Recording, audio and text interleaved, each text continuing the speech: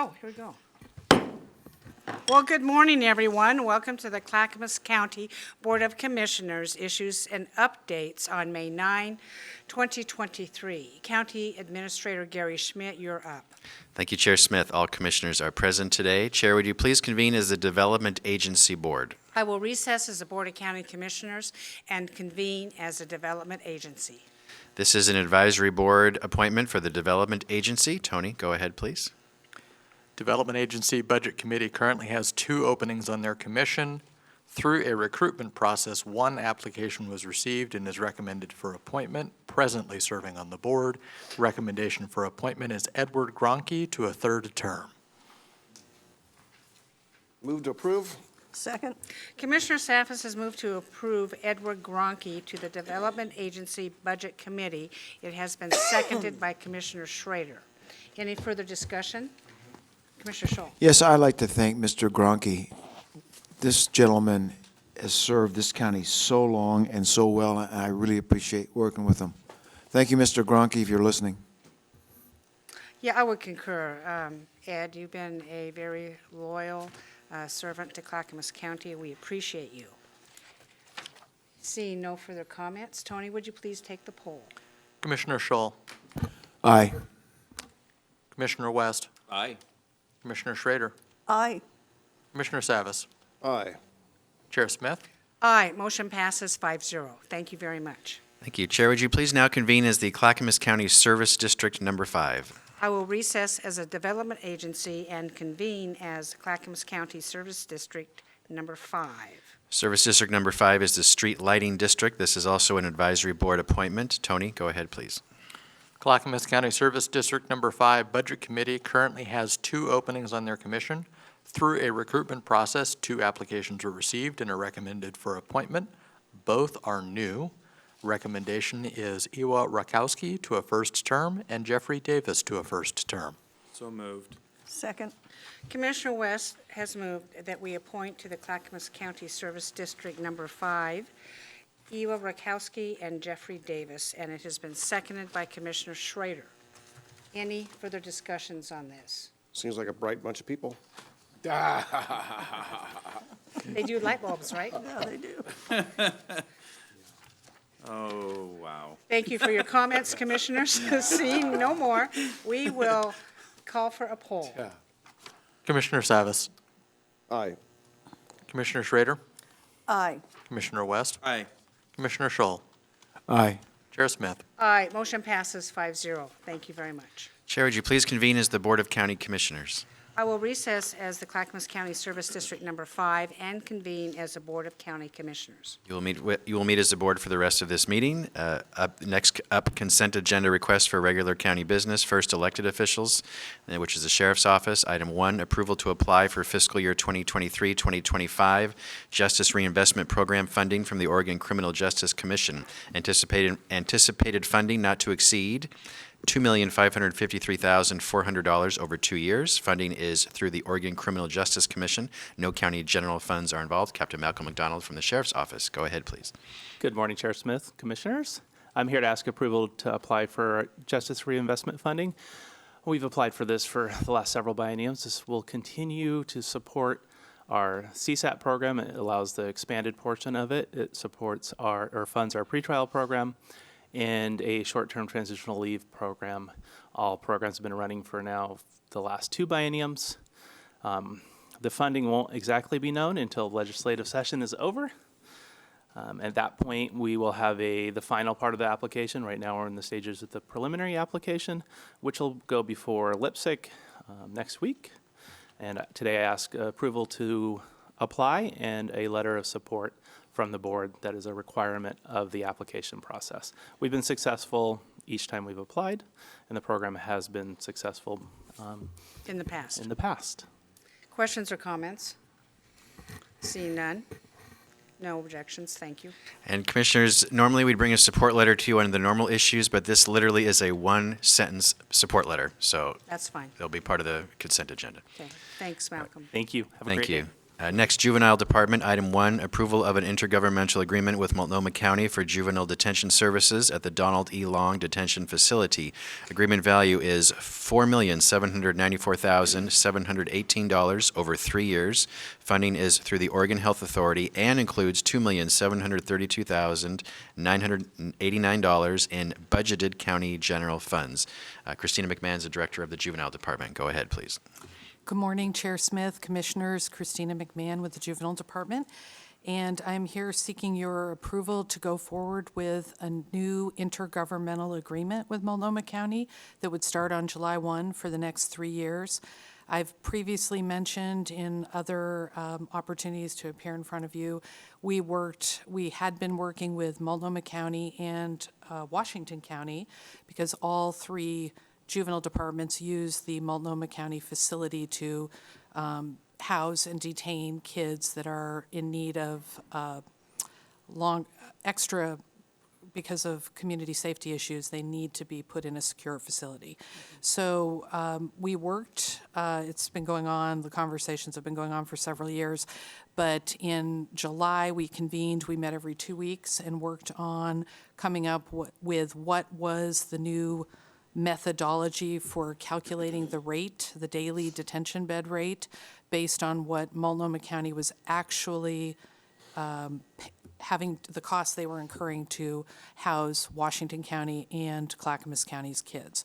So that resulted in an increase in a brand-new IGA that captures our methodology and memorializes what we all agreed to so that moving forward, everyone's on the same page.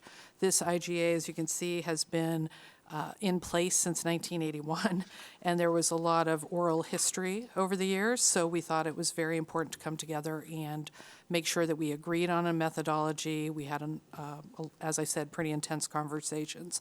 That means that moving forward, we will be paying more per day, and we will continue to use the money that we are able to get for this purpose through the Oregon Youth Authority, along with County General Fund. That is the way we've always funded our detention contract. So you say the price has increased, which we knew about, and we can no longer expect another counties to subsidize our needs, and I do appreciate that Multnomah County is still willing to do this. I do appreciate the fact that prices go up. So the price went up. Do we still get the same number of beds? No, we do not. So we have, price went up, and how many less beds? We're going to go from 13 beds that we have access to, it's a guaranteed, they hold 13 beds for us, to 8 beds. Okay, and how long does this agreement last? It is a 3-year agreement, and it's a glide path so that instead of hitting us with the full amount of the increased cost, they are letting us get there over the 3 years incrementally, but it's still a very large increase. Yeah, okay. Any further questions for commissioners on this? Commissioner Savas? Yes. So just a basic question. I'll probably be asking this a lot, especially it's because it's budget month, but just looking at metrics, and I can see it's pretty vague what's in there. It's not a criticism, it's just an observation.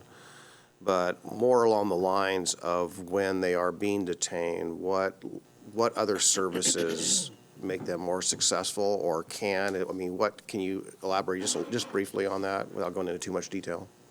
So Commissioner Savas, you're talking about other services in lieu of detention? Well, or- I don't know, what does this all include? Does it include, for this amount, does it include services that help them? And if so, how's that working out?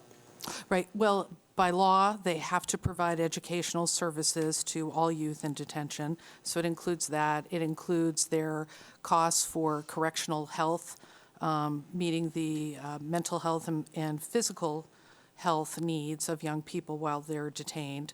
It is not a program where they're getting daily organized groups that are customized around the individual needs of the youth. I don't want to make it sound like they're not working with kids in the moment. They are, but it's not a structured curriculum type of situation. Does that answer? Yeah, and I'm just kind of factoring in more, especially because of the general fund contribution, more emphasis and focus on how successful is this and could it be better? Could the service being provided be better? And if Yes. so, how?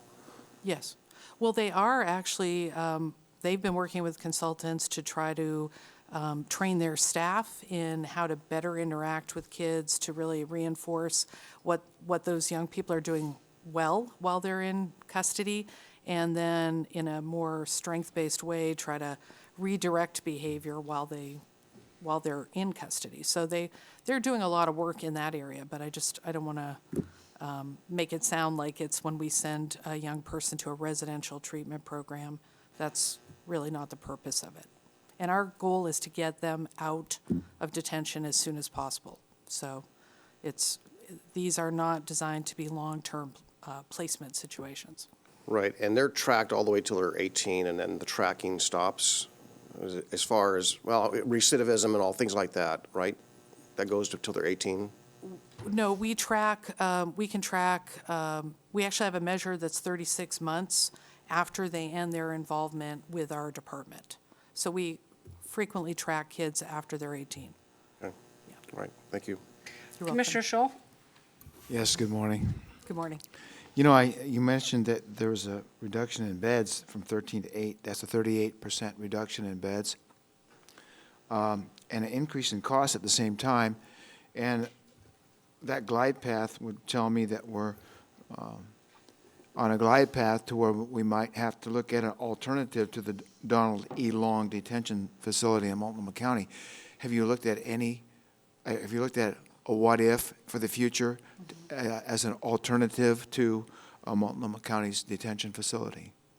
I don't want to say that I've looked at a what-if. I've looked at a what happens if we exceed our 8-bed capacity, having a backup plan. So, for example, we never know who's going to come through our doors. We've been able to maintain our detention utilization. We feel like we can do it within 8 beds. However, if there were some unfortunate incident that happened in our county that involved multiple co-defendants, that has happened in Washington County, and that has happened in Multnomah County quite a bit, that could take up a significant portion of our detention capacity. So we are looking at alternatives with other detention facilities around the state.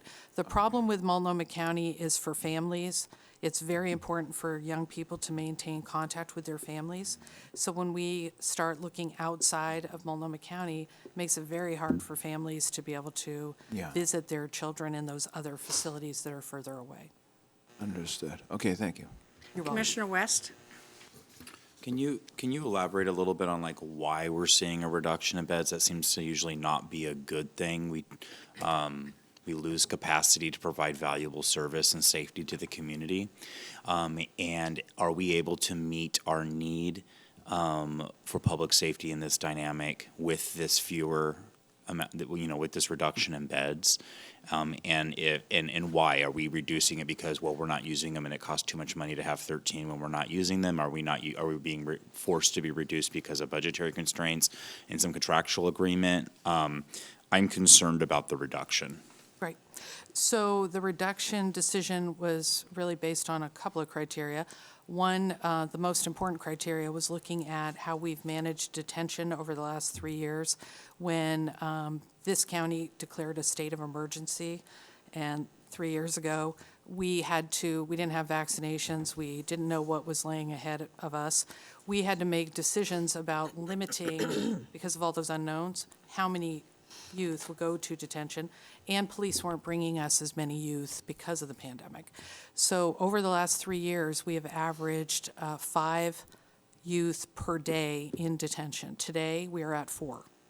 So we have learned how to manage that. We're looking at what are some alternatives that we can put into place, whether that's finding using our community monitoring pilot program that we've put into with electronic monitoring and heightened 7-day-a-week supervision. That's one alternative. Looking at family placements, we're maintaining our emergency shelter placement. So we're really looking at the risk factors, the nature of the crime, and we do believe we can manage this with 8 beds. unless we have some unforeseen incident happen in our county like I've shared. We have not, since I've been here, had an incident like that. I'm knocking on wood as I've been here 7 years. We have not had that situation in Clackamas County, but we never know when that could happen, which is why we want to look at alternatives with other counties if we had longer, more kids with longer anticipated times of being held in detention. Is it safe to say that the reduction in beds does not put any additional threat to public safety, not just for the juvenile that we're trying to keep safe and to help, but also for the community at large? Does this reduction in beds make it more difficult to make sure that we are prioritizing public safety in Clackamas County?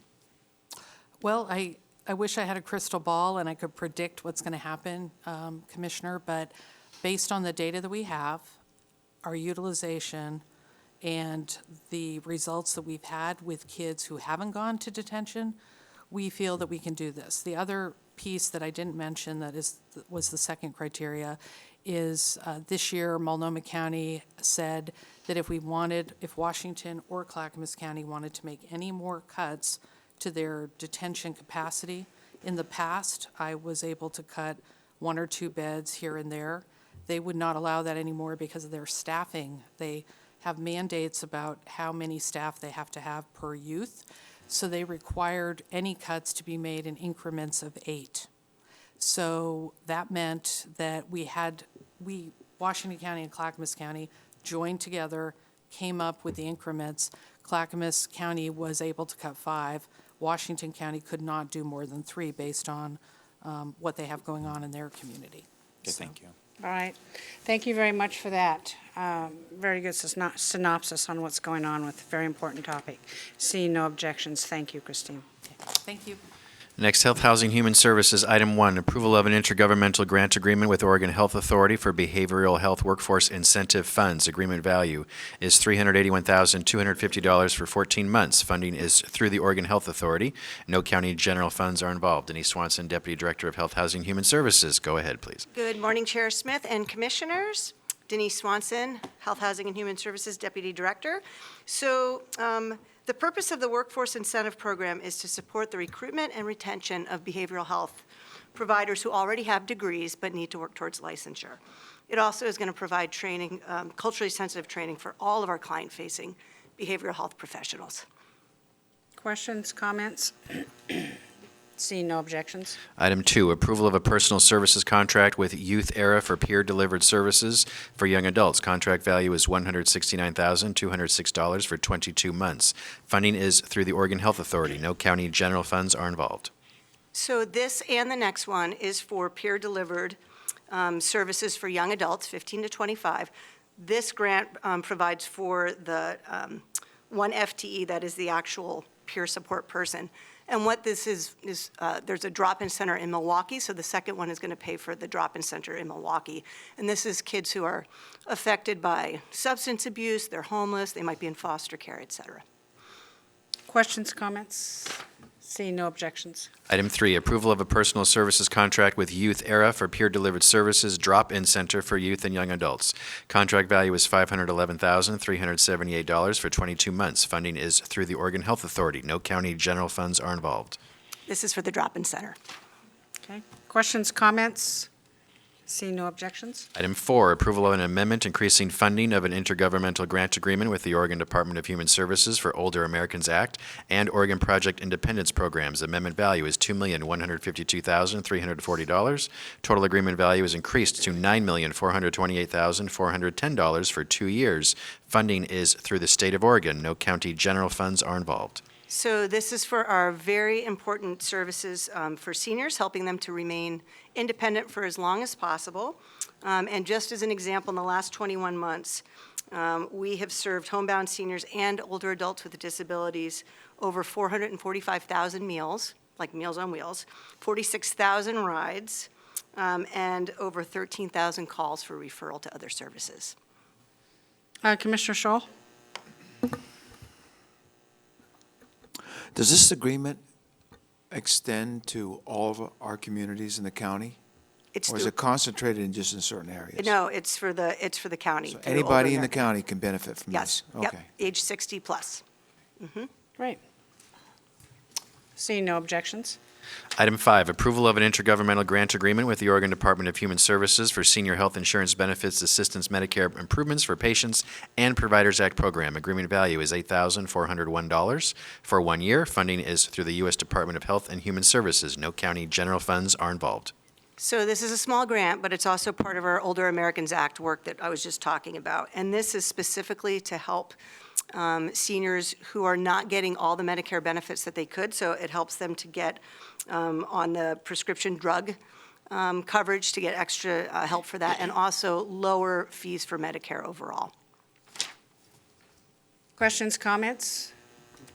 Yes. And this is a free program? Yes. So what we do is reach out to hard-to-reach seniors and help them with this. And last year, we screened 149 for Medicare. They had 236 counseling sessions with seniors and over 230 hours of personalized service to them. Okay, thank you. Seeing no objections.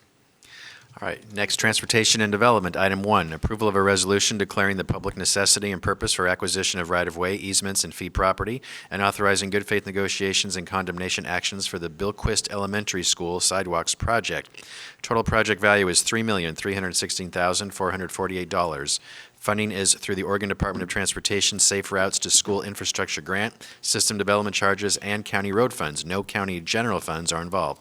Dan Johnson, Director of Transportation and Development. Go ahead, please. Chair Smith, Commissioners, this is not new to you. Whenever we start a capital project, we have to go through this essentially declaration. And this declaration allows for good faith negotiations with our right-of-way folks and individuals who may be impacted by this project to secure right-of-way. Does not authorize condemnation at this point in time. Should that come to be, we would engage the Board of County Commissioners before any action were taken. So, Questions or comments about this? Seeing no objections. Item 2, approval to allow repurchase of 00954916334E35B 00400 by Mr. Jeffrey Goodrich for $81,460.17. Funding is through the purchaser. No county general funds are involved. correct. Essentially, the board is aware of this particular topic. There has been a request from Mr. Goodrich to purchase his property back. Essentially, as we discussed with the board previously, the dollar amount identified on here is essentially a combination of back taxes and service costs that the county has incurred to date. So basically, this is consistent with all the discussions we've had with the board about the sale of this property back to this individual. And I want to affirm to the board, we actually have received these funds. This is finishing the process of transacting the property back into his ownership. Interesting. Commissioner West? Do we have any indication, do we have any indication that whatever caused this individual to become so far in the rears of the county will not continue to be a problem in the future? Are we going to be revisiting this? We haven't done a deep dive into the situations that caused the hardship for this individual some time ago. But before we advanced any kind of transaction, the discussion was, are you able to secure these funds?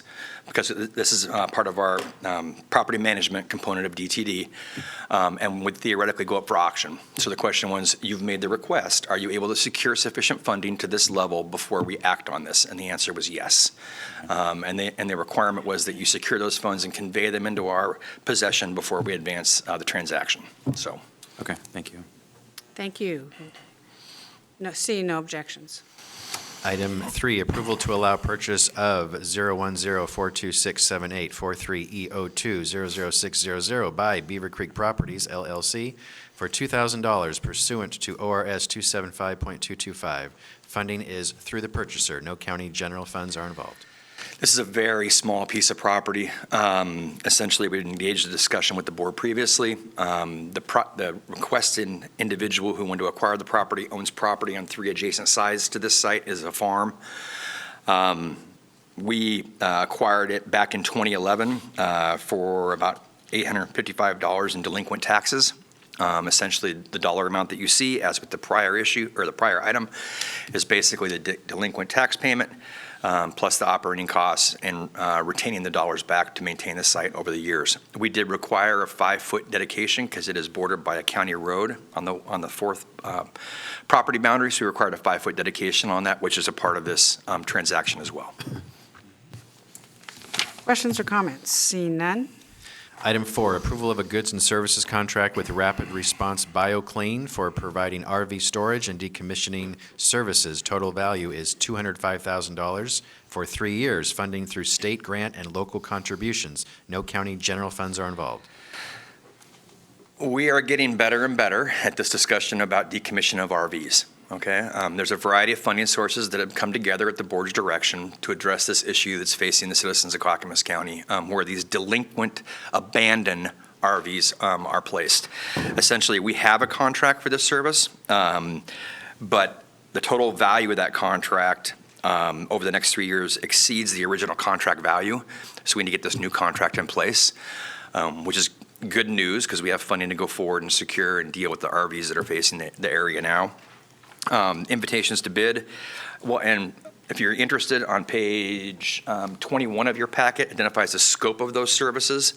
So essentially, this includes securing for up to a 30-day period, includes deconstruction, draining of liquids, oils, transmissions, brake, et cetera, battery removal, gray water, a wide variety of services that we're dealing with. When in all honesty, there were some services we knew, some we didn't. So for example, like wrapping an RV that may be in poor condition is actually for transport, et cetera. They provide that service as well.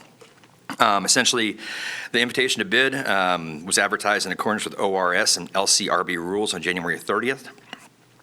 We received one bid back from this individual, this company right now. And after review of that bid and the work that we've done with this company to date, we are advising that it's in the best interest of the county to move forward with this company and get this contract executed. Be happy to answer any questions you might have. This is for the abandoned RV program, correct? That is correct. Commissioner West. If someone has an abandoned RV in their community, or we as commissioners see an abandoned RV in the county, what route do we take to have action on that? So right now, you have a team, and that team is comprised of representatives from DTD that are dealing with the transactional costs, so the costs and the funding associated with that. You have county council, representative of county council, but CCSO is essentially taking the lead, and they should be, any request to have an abandoned RV looked at, addressed, and tagged and moved forward should go through the Clackamas County Sheriff's Office. They are helping us prioritize that list, and they have a running list of those throughout the county. What is the time frame to see, once it's been identified as an abandoned RV, to actually getting it off the street? What's a reasonable time frame that we should expect to see that removed? I currently believe we have mandatory posting requirements, and off the top of my head, I can get back to you on that. I want to say we got to post it for 7 days. But so I guess the answer to that question relies on a couple of different issues, one of which is we have more RVs than we have funding right now to deal with, and so we're having to prioritize those. But I would assume within less than 30 days, you would hopefully see some action on that if it was a prioritized RV. I mean, and what do I mean by that? I mean, for example, RVs that are abandoned that create site distance issues, RVs that are burnt and or are leaking fluids in county roads and rights of way, those would be a priority. Is uninhabited a priority versus inhabited? Is that a big thing? This is just abandoned. Abandoned It's just only. abandoned RVs, So correct. no inhabitants are here? Correct, Okay. correct. And so we've seen, and you see them, you hear about these Totally. constantly, and they are in certain areas of our county. Those areas less traveled, a lot of those areas. Some may be more traveled with recent discussions, but anybody can contact Clackamas County Sheriff's Office and make that filing, and they then work with Clackamas County County Council in regards to the posting. They inform us. We advance the contract in concert with them to get the RV removed and demolished. Thank you. Yep. Commissioner Scholl. Good morning, Dan. Good morning. On page 26, you have the fees and cost schedule, towing, price per foot. Once an abandoned RV is towed to the Johnson Creek site, a rapid response BioClean, they're authorized to begin construction of the RV immediately? Because I see you have a $10 a day storage fee. Is there, in other words, after the abandoned RV is picked up, taken to that site, can they begin deconstruction of it immediately? Off the top of my head, I actually believe there's a 30-day period in which they have to be stored. And so the purpose of the contract has been this relationship between the towing companies and the decommission operation. And so when we first started getting into the operation of towing RVs, we had issue with the fact that we'd work with the towing company, tow the RV, they would then store it, then it got moved again over into this facility to decommission. So it's how do we build more efficiencies in that program? And there's more efficiencies by towing it directly to this site, storing it at that site for that period of time. I'd have to confirm that timeline for you, though. Okay, good, thank you. Commissioner Savas? Yeah, I have some experience in this, not necessarily with RVs, but any registered vehicle has to go through a lien process to notify the rightful owner. And if they don't respond, it either gets auctioned or an auction attempt is made. And if no one responds to that, then they have title to it at that point, then they can decommission it. That's typical how it works. Thank you. Seeing no objections. Thank you, Dan. I want to correct one thing Dan said. Commissioners, if you're an identified RV, you tell me or Stephen Madcourt directly. You don't go to anyone else. You just tell me or Stephen, and we'll get through the process for you. Okay? Okay, thank you. Thank you. Finally, item 5, approval of a public improvement contract with North Star Electrical Contractors for the Canby Ferry Intelligent Transportation Systems Project. Total value is $448,710. Funding through the Ferry Boat Discretionary Fund and county road funds. No county general funds are involved. Essentially, the project before you and the contract before you is to allow remote monitoring of the approaches to the Canby boat ramps, traffic signals, and basically putting the infrastructure in there to allow that.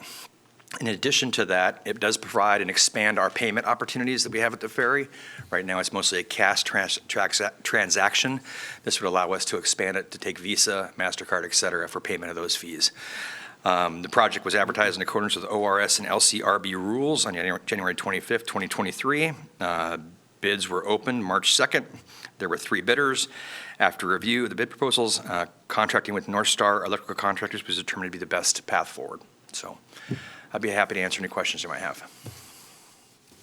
I just hope we get some return on investment on that. Well- We put so much money in that Canby Ferry over the years. I'm just thinking that, how much was this? 87,000? It's $448,000 that came from the Ferry Boat Discretionary Fund. Yeah. And this contract is 327 pages Correct. long. And full disclosure, I have not read it all, but that seems rather excessive. But you know what? I'm not an attorney. This ferry operation is so upside down, isn't even doable. Yes? I would like to inform the board, we are building efficiencies out there. In fact, we've had a long discussion with the board about alternative options for servicing that connection, because that's a lot of investment in road fund in that particular area for the operation. Some of these efficiencies have reduced the amount of road fund that we're directing to that particular project.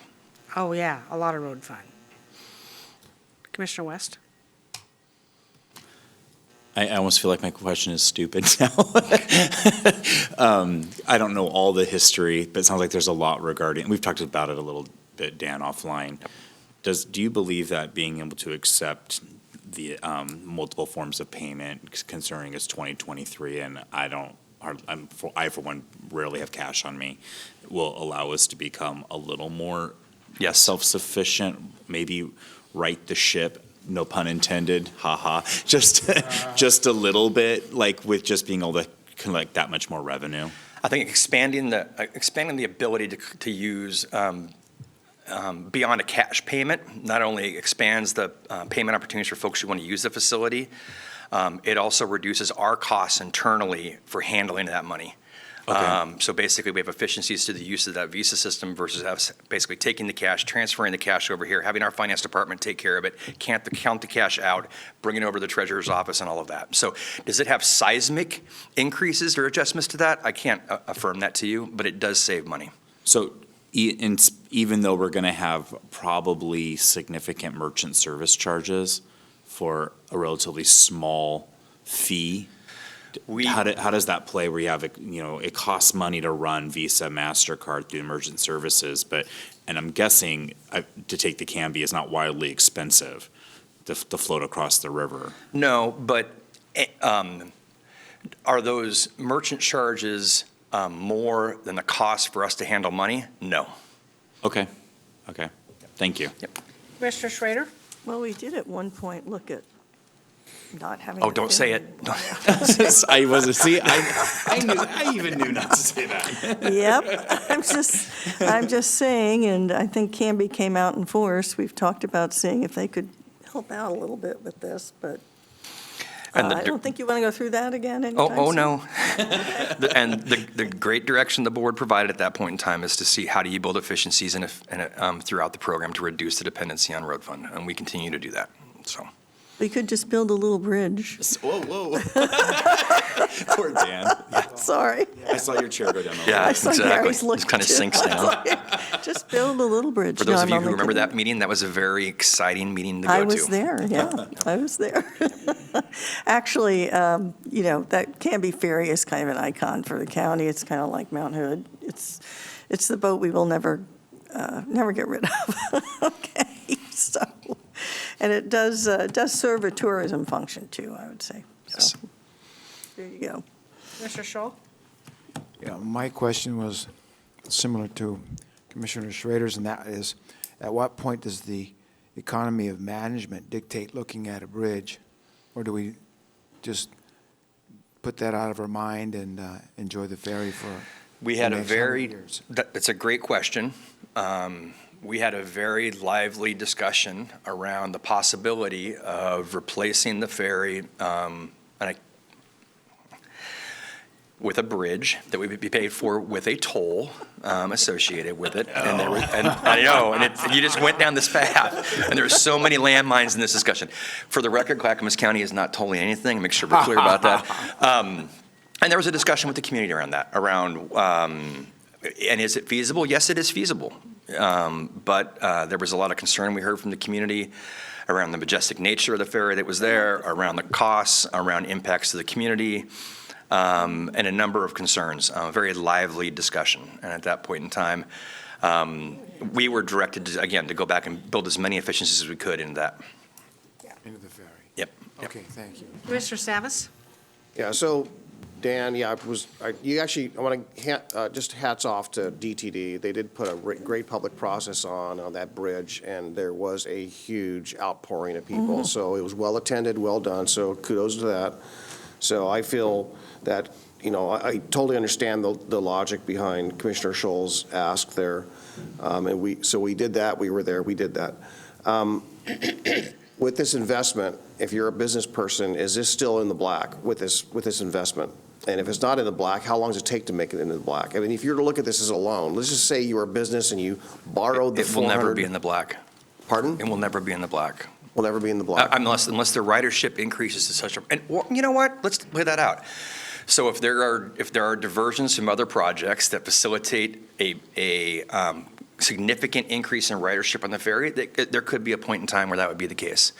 But again, it's a direct correlation between the ridership and the revenue associated with that, and then the operational costs. We're pushing both of those a little bit on the costs. We increased the ride fee. I can't remember what it is now, but we increased the ride costs a little bit, and then we're working on efficiencies on the operational costs on our side of the ledger.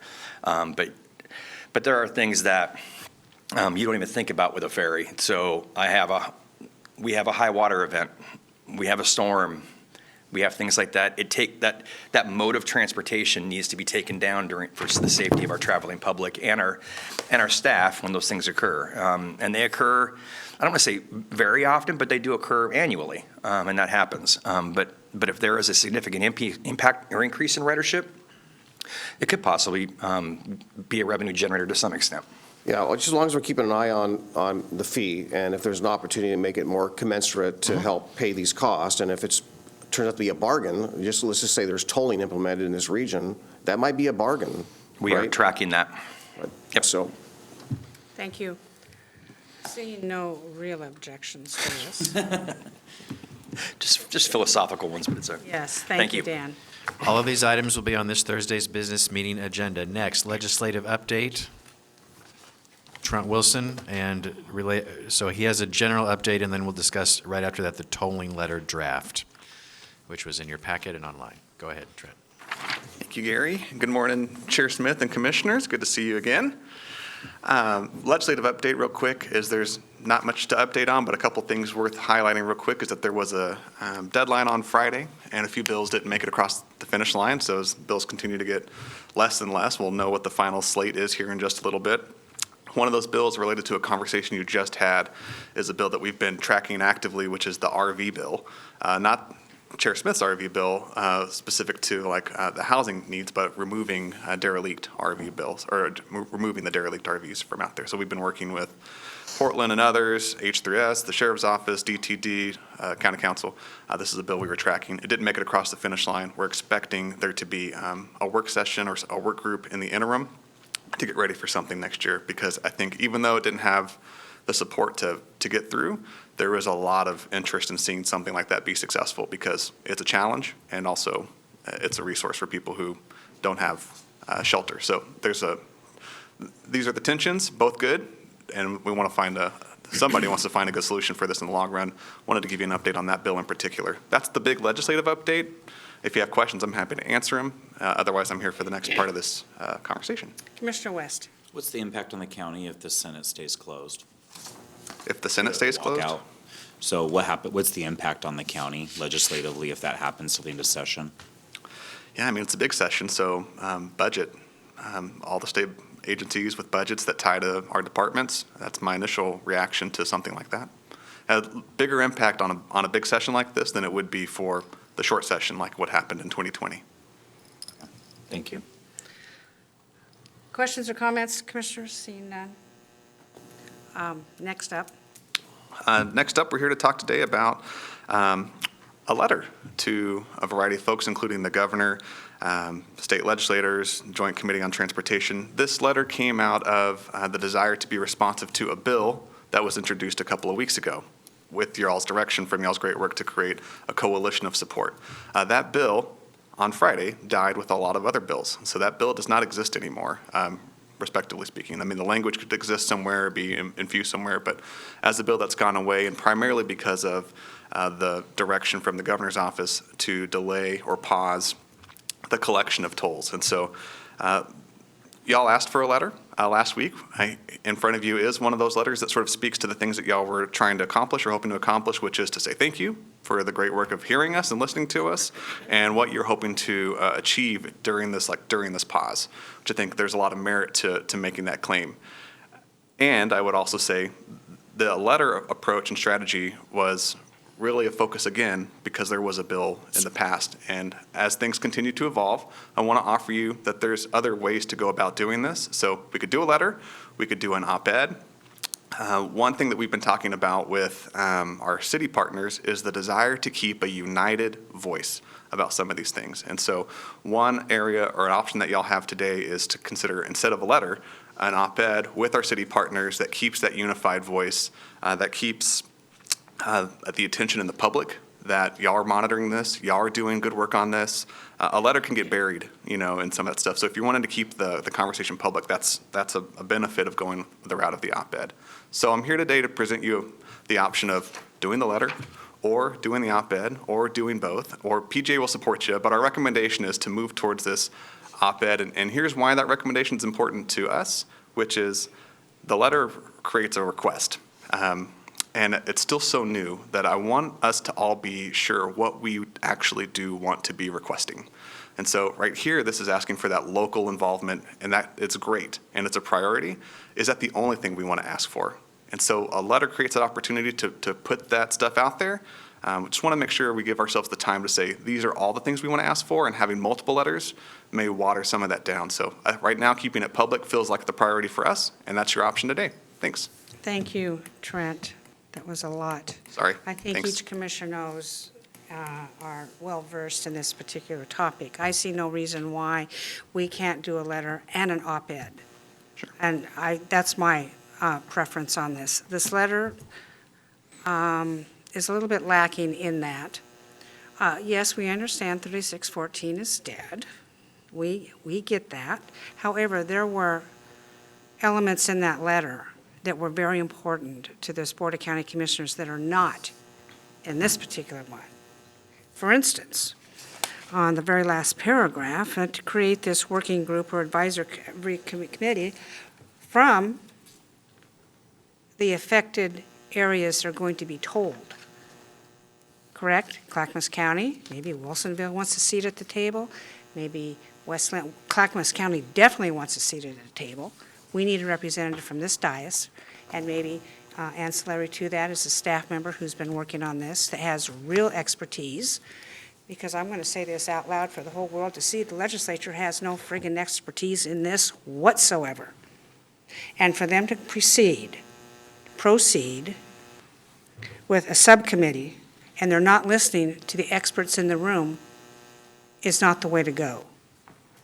So I suggest that we need to add some items to this letter that were in the original letter. And if it changes again, then we send another letter. And as I said last week, if we have to send a letter every week, then we will send a letter every week. Because we're not going to lift up on the accelerator on this just because, oh, we have a pause, everything is copacetic. No, it is not copacetic. This is the legislature that passed this to begin with twice. And we're all of a sudden supposed to believe that now they're going to pay attention to us and do what we want? Hello, I wasn't born yesterday, nor were the members of this Board of County Commissioners. So Trent, we're going to have to go back and add some language to this. And hopefully the commissioners would agree with that. Commissioner Savas, you're up. Yeah, I concur with a lot of what you said, Chair. What I see here in this letter, the draft you have in the packet is, the thank you letter, and I think that's, I'm perfectly fine with that. I think that if there was language that said, special thanks to Representative Hartman and others that were part of crafting that one paragraph, that about the work group, potential work group with the local voices, that would be great, and spell it out that was one of the things in HB 3614. I would say include that's what we were all anticipating and supportive of, and would like to see the legislature follow through on such a model. I think would get my, my support for the letter. I did see one of the drafts that was circulated, from my office or Everett, and it doesn't include that, so I would add that to that. But we can make it, I don't want it to be more than a page. I think a page is good.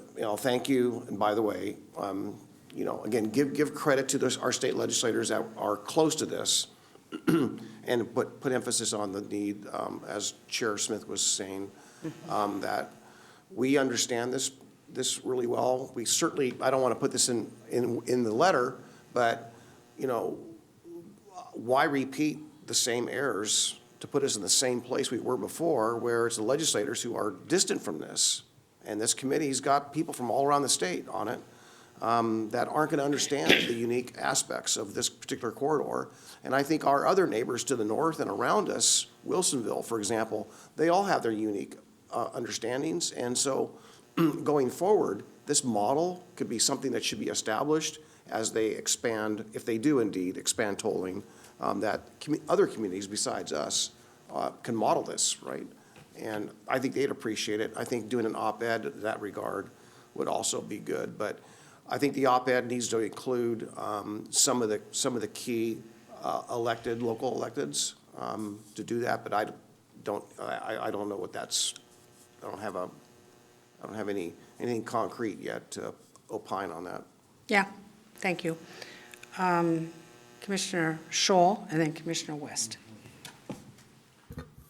We need to be careful that this pause proposed by the governor isn't actually a Trojan horse. The pause won't mitigate the impacts of diversion. The pause could give ODOT more time to prepare tolling infrastructure and tolling overhead, and it makes it all more critical for us to be pushing back against tolling. And also, we need to ensure that the work on IP4, the petition, continues unabated. That's my concern. Thank you. Thank you. Commissioner West? My first question is, could you walk me through the process and what the op-ed might look like? And do we already have local municipalities interested in joining with us on an op-ed? How many words is that? How many people were involved? How do you take all these different entities and make it concise into one op-ed? And where would that op-ed be placed? Can you get, to be most effective, what does that process just look like? Great question, and I'm glad you asked it because it's the next thing that I wanted to talk about if we were to go that route, which is that I would invite or ask that one of you be the county's connection point, and then we try to connect with an elected official from other affected jurisdictions, a small group really, to create a straw dog, a base template that we think would be amenable to the affected jurisdictions of the I-205 toll program, and maybe start convening an initial meeting. What are the tenets of this? How quick can we do it? Do we think that we can get a general approval from this, in the next couple of days, within a week is what we would try to do. So I would ask for maybe one of y'all to be part of that quick elected work group that you think would have the support of the general jurisdictions, including our own. And where would that be submitted to once the op-ed is completed? And generally, how long are those? Yeah, we would work with our PIO and the rest of PJ, the communications team, to figure out the right strategic, maneuver on that. But go a lot of routes through the Oregonian. Usually it's 1,000 words or less. But for something as significant as this, we might have some wiggle room. So some questions worth answering, and we can get back to you on that because there are some general parameters. But I think there are some good options. We could even look into bigger. We can look into some options.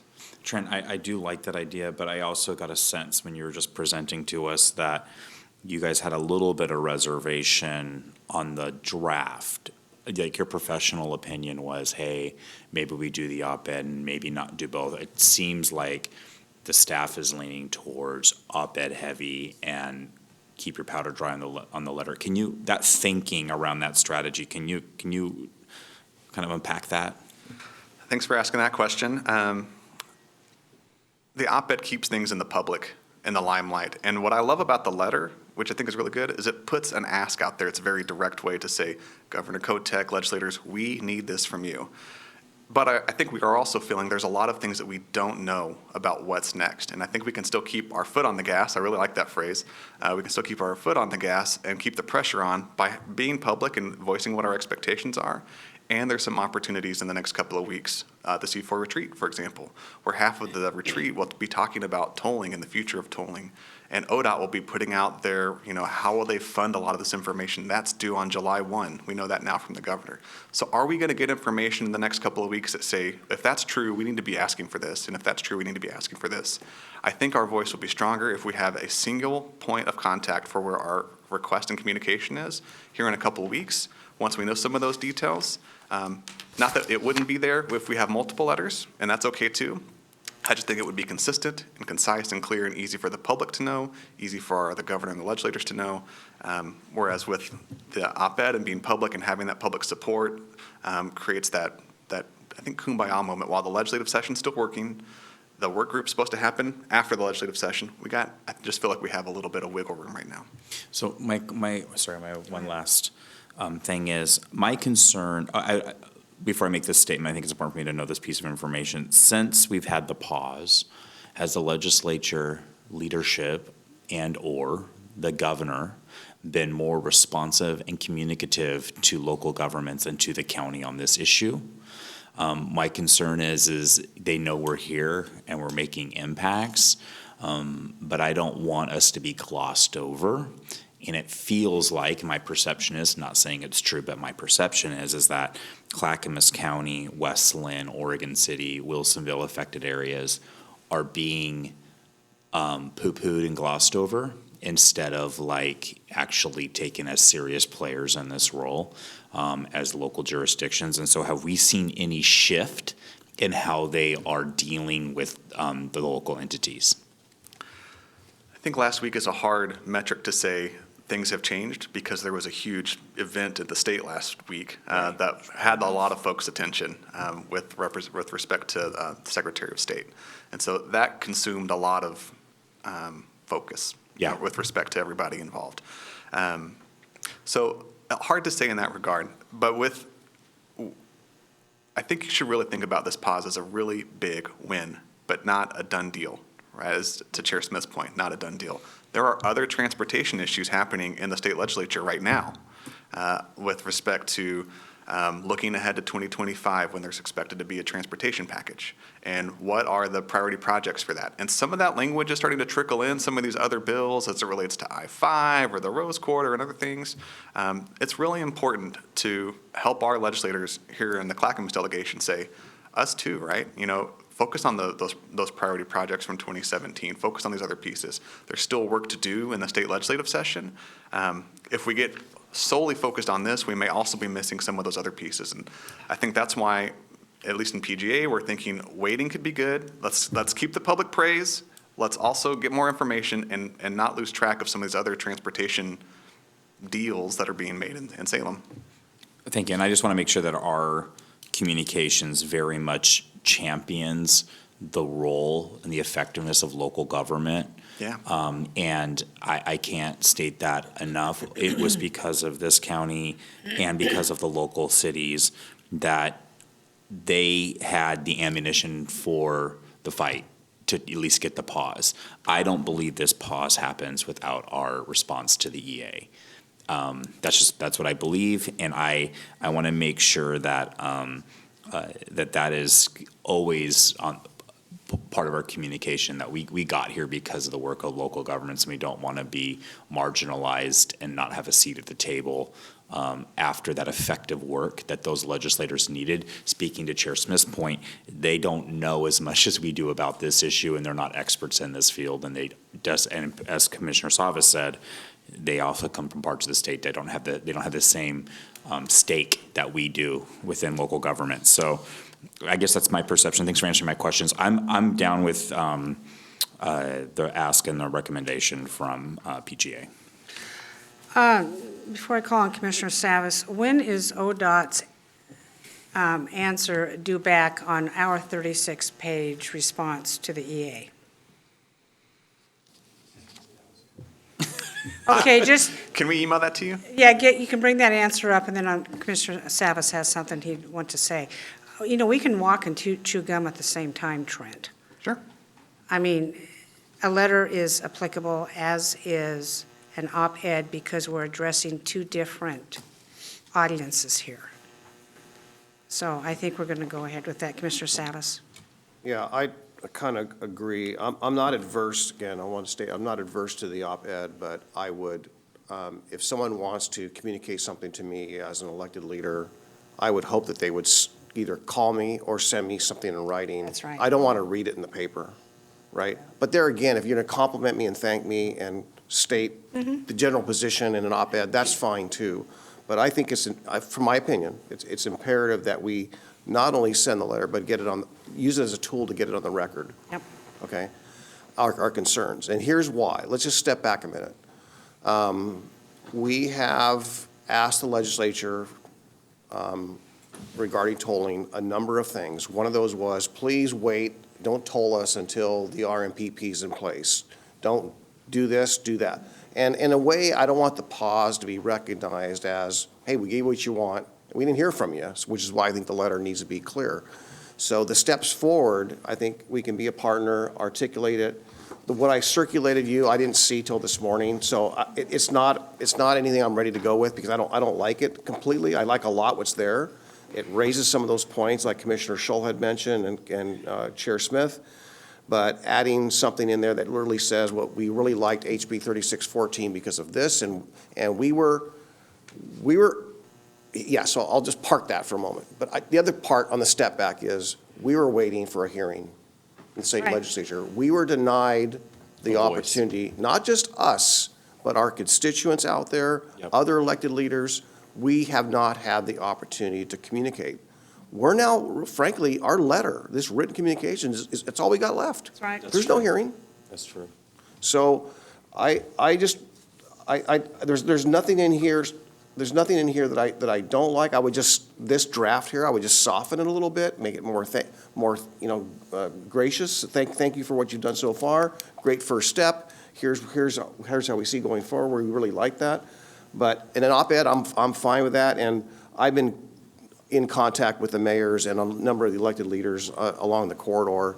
And so I would be happy to step in the role of being, to your earlier suggestion about, a point of contact or amongst the elected leadership along the corridor. We've been talking almost every day, it seems. So happy to do that, to be a natural. But can we just maybe incorporate some of the thoughts you heard here today into a letter?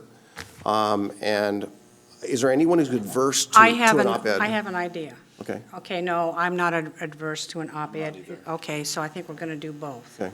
I think we have consensus. What I would like Trent to do is sit down with Everett Wild and yourself and compose a letter first, and then figure out what we want to say in the op-ed, and then bring it back to commissioners soon. I don't know what your timeline is going to be on that, but let's proceed along those lines. Because Sure. I had a conversation with Everett Wild this morning, and he's knowledgeable of the topic. He and I talked about what we wanted in it, and it's not unlike what Commissioner Savas was saying, yes? I'd like to, I don't know if we need a formal nomination process, but I would like to put Commissioner Savas forward as the point person. He has kind of been our transportation guy. Everett works with him directly. I think it's a natural fit. I trust his advocacy on this and how he represents the county, so that would be my recommendation. Yeah, that's fine. I think he's been doing that. Do we need a motion, Gary, on that, or is he good? Yeah, he's good. Everybody agree? Good. All righty. Anything else on this topic? I think that pretty well covered it. We'll bring it back. And then also, I just wanted to say on the op-ed, it's really important, even just to make sure that and I'll work with that, I'll work with our electeds, just to make sure, because we're going to get a joint op-ed with them, we need to have their buy-in, obviously, right? So I'll make sure we don't leave anything out. Chair, one of the mayors was, or maybe it was Ben, Commissioner West, you made the comment about the EA, follow up on that. One of the mayors is very adamant about that, so I want to make sure that's incorporated. Did we get an answer, Dan, on when ODOT's answer is due on our 36-page response? FHWA as well is really the key. That's whose court it's in right now, right? Pardon me? That's whose court it's in right now, is FHWA? Yeah. Chair Smith, Commissioners, we don't have a specific schedule in hand. We're assuming July, August is a very rough estimate. Okay, that hasn't changed. Yeah. All right, thank you. All righty. I think that's all on this topic How today. fast do you want the letter? Do you want it done this week? Yeah, I think so, and I'm willing to do whatever it takes to help that along and maybe get it before us by Thursday for final approval, maybe. All right, we'll if have that's a draft possible. by tomorrow, and then at your Thursday business meeting, you can review and approve it. The letter, and then the op-ed's going to take probably a little bit longer to Yeah, get the maybe a partners week on or there. so, yeah. Commissioner Schrader? Yeah, and I'm assuming all 5 of us are going to be signing on to this. Is that- Oh, sure, absolutely. All right, thank I you. never even thought about that, I just assumed so. Yeah, yes, okay. Thank you. Thank you. All righty. All right, next, 2023 point and time count update. Denise Swanson and Vahid Brown will present. There was a memo in your packet.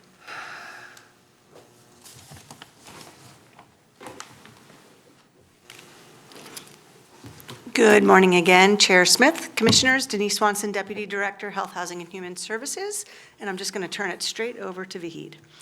Thanks, Denise. Good morning, Commissioners, Chair Smith. Housing and Community Development Deputy Director Vahid Brown. I'm here to present a high-level overview of the recently completed point-in-time count for 2023. Before I go into the details of the count and its findings, I just want to give the bottom line up front. Clackamas County is making a difference in one of the thorniest problems that our community faces. For the second year in a row, we saw a significant drop in the number of people counted in this count. That hasn't happened since the time I've worked at this county. It hasn't happened in the time that I've been working on this issue. We are making a difference, and I just want to celebrate this moment for a second. The dedication of the staff of this county, our community partners, our public-private partners, all of the folks, the law enforcement partners, I mean, could go on and on and on. Clackamas County is making a difference. It's making a difference for hundreds of households of extremely vulnerable people and the wider community that cares deeply about this problem. So this is a good news update. I just wanted to say that first. Well, I think we should savor this for a moment. And I am so thankful of staff doing the extraordinary work to get us to this situation. You know, it's easy for us to sit here and say, da, da, da, da, da. Although we have had some extraordinary resources come our way. I'm mindful of that. I'm sure the commission is too. And we just want to keep going on addressing homelessness, the causation, and accountability. And this board is so serious and so dedicated, you know, to building or staffing treatment centers, mental health facilities, and we have some stuff in the pipeline coming down. And it's really exciting, very exciting, that we're working on this. Do you know, and before we get to the numbers, and I'll have you announce the numbers, if the other communities around outside Clackamas County have also seen a drop in their homeless counts? I do know, and I can say a little bit about those first before I talk about our numbers, Chair Smith. Yes, Washington County also saw a drop in their numbers this year over last year, and there's a lot of parallels between Washington and Clackamas counties in some ways in the difference that the supportive housing services measure meant for our two counties. Both of us were similar in having very few resources to address the needs of people experiencing homelessness. We had very few shelters and safety off the streets options, very few options for transitional housing. We had none year-round historically before the measure. And so the measures funding for Clackamas and Washington County was at least a 5, if not 6 or 7-fold increase in our resources. That was not the case in Multnomah County, when the supportive housing services measure increased their budget and their ability to respond significantly, but not many-fold, right? More like 25, 30% increase over a very large budget that already existed. Multnomah County did not see a drop in the overall numbers. However, Multnomah County did see some drops in some areas. Chronically homeless folks, those numbers went down, and the unsheltered population, I believe, went down a little bit. There's other components of their data that Multnomah County will be talking about, and there'll be a press release, I believe, the 3 counties will be joining in. But I think there is a region-wide good news story here, that we're seeing the impact of these new resources in the I would community's like resolve. Clackamas County to issue our own press release regarding this, because we do things different here. We have not adopted the Portland model, and I think that's very important. So if they want to, that's fine. If they need a quote from somebody, that's fine, but we really do need to do our own, and we need, in that press release, needs to be said that the Board of County Commissioners is even more so dedicated to solving the drug addiction and mental health, and we're going to put our resources behind those efforts. I think that's just really important. And I know other commissioners want to talk, but Fahid, go ahead with your presentation. All right, I will. Thank you, Chair Smith. And I will be coming back in a future point with a lengthy report, a local report. It's not lengthy, it's brief, but it provides a breakdown of the demographics and other trends within the numbers. So this is really just the big picture, looking at the whole numbers. We'll be doing analysis over the next month, and we'll have a local report that I'll be able to give you more information. But the numbers themselves, this year in January, during the point-in-time count, and I will say, for the public and for you all, the point-in-time count is not a census of everyone experiencing homelessness. It's not possible for us to identify and count everyone in the community in a week in January. People might be living in cars, and we don't know. You see a car parked on the road, you don't know that there's someone living in there. So there is what the point-in-time count does allow us to do is identify trends. So when I say that our count this year counted 410 people, which is a 31% reduction from last year's count. That does not mean that there are 410 people experiencing homelessness in Clackamas County. Last year, we counted 597. There were more than 597 people experiencing homelessness. But we use the same method to count people. We use the same number of volunteers. We go to the same places. And so that allows us to identify those trends. There are more people than 410, but we're making a difference. That's the key thing. The number is going down. So 410 overall vis-a-vis 597 last year. 597 last year was a 49% drop from 2019's 1,166. So this is unprecedented. It's a 2-year sustained drop. It's not a fluke. It's not a drop in the bucket. It's not, a fluke. So what we're doing is working over year over year. There was a very significant drop in the number of unsheltered houseless people counted this year over last year, 45% decrease from the previous year. 178 people were counted as unsheltered. That means that when on the night of the count, they were living in a place not meant for human habitation. That's the definition for HUD. The number of people counted that were living in a sheltered situation, either in a warming shelter, in an emergency shelter like the domestic violence system provides, or in our transitional housing programs like the motel program, et cetera. There were 232 people counted. That is a 14% decrease from the sheltered population last year. So overall, 31% decrease with a more significant decrease in unsheltered people, which is really key. We absolutely want to see that number in particular going down the most. We do not want folks living in places not meant for human habitation. It is dangerous. It is a threat to their life and safety. And so we are making a difference in life and safety as well. So this is an overall a win-win-win, something worth celebrating. The demographics, as I said, the details about some of the family situations and population-specific information will be provided at that local report update in the future, in the early summer. June is when we're hoping to come back with that report. I do apologize. Out of an abundance of transparency, we included in a previous memo for this update all of the HUD tables that we submitted to HUD. I want to acknowledge these are not user-friendly tables. They don't make a lot of sense if you don't speak HUD. And HUD is not an easy language. It's a language of acronyms and things like this. So I apologize for that. We had submitted that data to HUD, so I wanted to make it available to the Well, and I board. appreciate you sending it to us because you were anxious for us to get the data because we're anxious to have it, and that's okay. That's totally okay on that. Anything else you'd like to say? I'll leave the rest of the time for questions. Thank you, Chair. Mr. Savas? Yeah, well, great news. I definitely, understand everything you conveyed to us, Fahid. It is great that what we're doing is working. It'd be nice, I'm a data geek, so it'd be nice to know if there is a breakdown beyond maybe the point-in-time count conclusion, but a breakdown of the cohort who is most benefited from this, right, of this drop, who's benefiting, where are the gaps? They help us show the wins and the gaps, what's working, and maybe where we need to put more emphasis on. There is a C4 retreat coming up in June. I'm waiting to get the exact date here, but hopefully we had the point-in-time count done by then, ideally. Just to say that we'll be talking about the homeless, houseless housing crisis at our C4 retreat. We have one day dedicated to that. So, it'd be nice to have that data. But thank you for your work. Thank you, Commissioner. Great. Oh, man, that'd be so fun to give it to the C4. Just present all this package, absolutely. Yeah, well, I think I'm not sure who from H3S or HAC is going to be there, but we're expecting our staff to be there, so. Commissioner West, you were next? Yeah.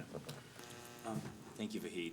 I do think this is good news, but I want to kind of dive into this a little bit. I'm wondering if there's also a perspective that, yes, we're going in the right direction, but it should be tempered in some aspects, that there's a ton of layers to this population and what we're dealing with here. And perhaps the supply in being the temporary housing and the demand of homelessness is maybe equalizing a little bit over the last couple years. And that it doesn't count you mentioned this too, that it doesn't count the homeless population, all of them, right? We don't get to them all in a week. It's more than that. I agree with that statement, that it's factual. And I'm wondering if the main takeaway is that our previous efforts are working to reduce the count, but it doesn't mean at all that we have fixed this problem. Am I fairly couching this joy we all have right now a little bit, or like kind of analyzing it correctly? Am I correct? Do you agree, or I don't know? What do you think? Yeah, thank you, Commissioner West. This is progress worth celebrating, but we're not at the finish line. There are, 410 people isn't everyone, and that's too many. Right. Right. This commission, this county is committed to homelessness being rare, brief, and non-recurring. Yes. 410 people is not rare enough, and we have a lot more work to do. And we do have better systems than just the point-in-time count to track the kinds of things you're pointing to, and you mentioned, Commissioner Savas. The Built for Zero initiative allows us to look at inflow and outflow so that what that equalizing point you're talking about, supply and demand, we can be making great progress in housing placements, really expanding the system to place 10 times more people out of the streets than the previous year. It doesn't matter if there's 20 times as many people losing their housing, because then we're falling behind. So the Built for Zero initiative and these counts allow us to count down, not count up. We can celebrate, 100 people moved into housing, but if 1,000 lost housing, that's a failure. So we want to look at the number at the end of the day, those folks entering homelessness, those folks exiting. The exiting needs to be greater than the entering, and if it is, we're on the right track. And we need a really robust suite of tools to help folks exit, including addiction and recovery services. There are people whose homelessness resolution needs to be coupled with those systems of care. Thank you. Are you done? That's it. And before we go to the commissioners, and I reiterated to the governor, we need rent assistance, and it needs to be not after they've already lost their place. And you and I discussed that this week in my office.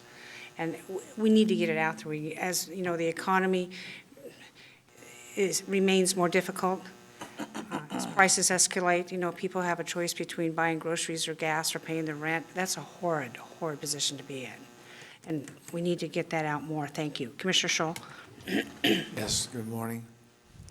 I'd like to congratulate H3S personnel and also our nonprofit partners in the progress you've made in the last year. It's very encouraging. On the 178 unsheltered,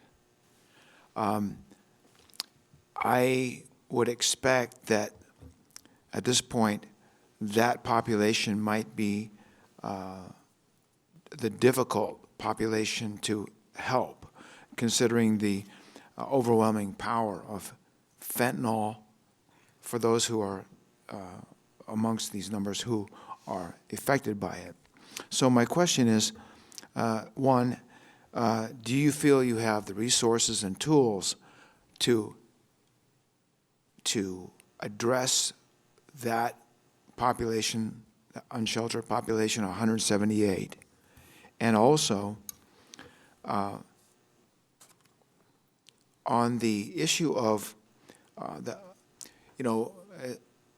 we're not an island, so your count has 178 unsheltered, but when you address that population, do you look at their affiliation to this county in terms of a previous job, a previous home, a previous apartment, or a school, to be able to ascertain, are they actual residents, or are we constantly fighting an influx of people from elsewhere? One thing about Oregon and Portland specifically, their programs for dealing with homelessness in the past has actually attracted people from all over the country. Okay, so anyway, getting back to the 178, do you have the tools and resources to address them, considering the fact that they're probably maybe the more difficult population for you to help, and what kind of affiliation do they have with the county? Thank you, Commissioner Scholl. Yes, I think that we do have the tools we need, right, to meet folks where they are, these 178 folks, and that includes a new coordinated outreach program that was launched this year, which is an outreach program of multiple types of outreach, including behavioral health, drug and alcohol counselors that do street outreach and work alongside law enforcement to divert people, identify people with law enforcement's assistance who are experiencing homelessness. That's our lead program with Central City Concern. We also have, medically focused outreach with Providence, the Love One team at the Father's Heart. We have a culturally specific outreach program with the Immigrant and Refugee Community Organization. I do believe we have the resources to identify and meet people where they are who are experiencing unsheltered homelessness and address their needs and enroll them in the housing system. I will say, related to that kind of our system prioritizes people by their vulnerability, and so the progress that we've made is on the quote unquote hardest to serve already. So let me say that in a different way. Sometimes we might think that we've made big progress because all of the easy people to house have been housed, that the folks that have little barriers, all we need to do is all you need is some rent assistance, your homelessness is resolved. Let's take that one, that's easy. Our system is the opposite of that.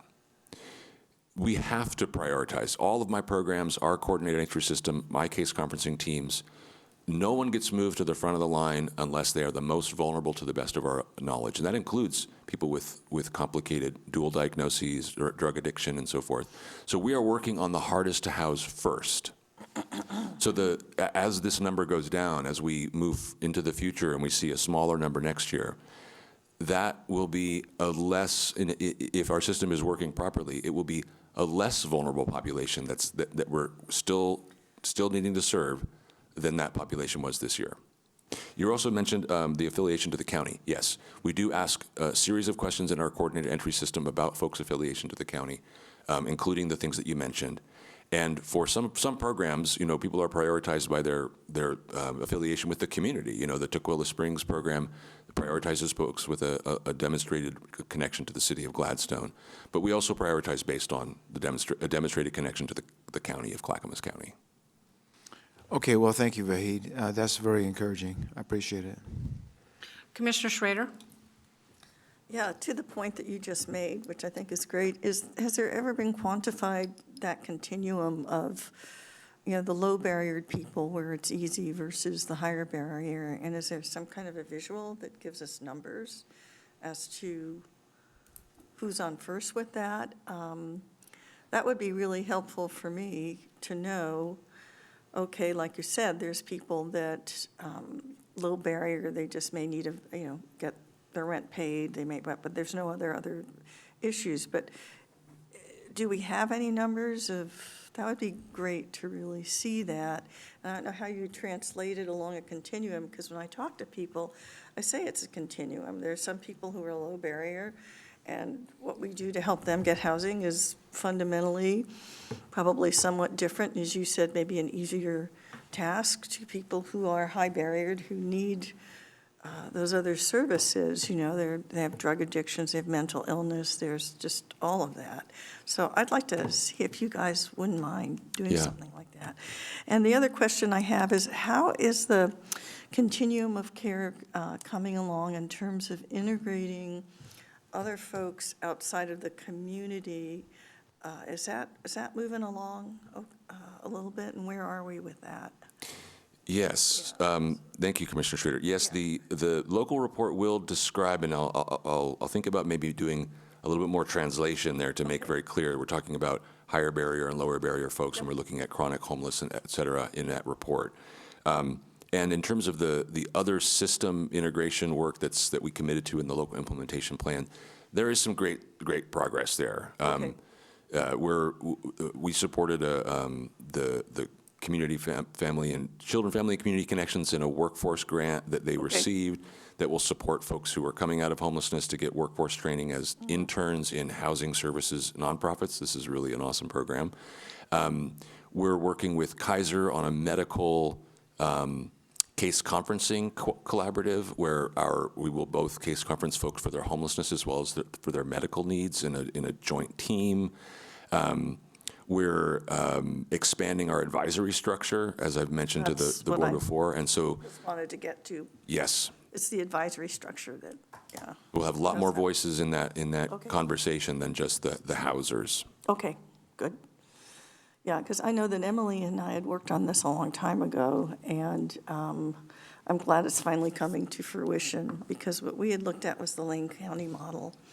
And not only do they have advocates and providers, they have those other community champions and thought leaders, or whatever you want to call them, who kind of help. And part of their success, I think, has been doing a little more, getting more of the community external input as well as advocates, because we all tend to be in our bubbles. I know I do. So it's good to try and expand that umbrella a little more. So thank you for that. And with that in mind, Gary, we do have a spend down plan coming for the SHS dollars.